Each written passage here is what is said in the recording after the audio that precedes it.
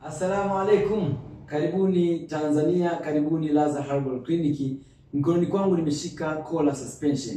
Dawa hii ni kwa ajili ya changamoto ya pumu au asthma kwa Kiingereza wanaita. Na pumu ni ugonjwa ambao tunaushuhudia kwa watu wengi wakisumbuka. Ima kwa ndugu zetu, majirani zetu, marafiki zetu. Basi waone wataalamu kutoka Laza Herbal Clinic wawapatie dawa hii. Kwa nini tunasema pumu? Pumu inasababishwa na mambo gani? Pumu ina sababu mbalimbali ambazo zinaweza kawa ni sababu ni viashiria vya kuwa mtu ana pumu, ima vikawa ni sababu ya mtu kuwa na pumu. Aidha ni uvimbe, inflammation tunasema katika njia za hewa, ama tukawa na excess mucus, kitaalamu wanasema ni ute au makamasi kuwa mengi katika ile njia au njia zinazohusika na mfumo wa upumuaji.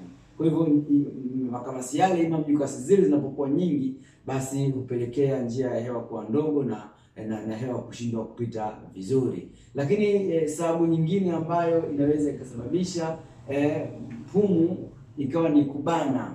Tunasema kubana kwa njia ya hewa. Njia ya hewa inapobana, misuli ile inakuwa kama inasinyaa. Inaposinyaa basi pia hewa inakuwa na changamoto kupita katika mfumo huo. Sasa kunatokea nini? Kunatokea changamoto ya upumuaji kwa mwanadamu, lakini pia kunatokea miluzi.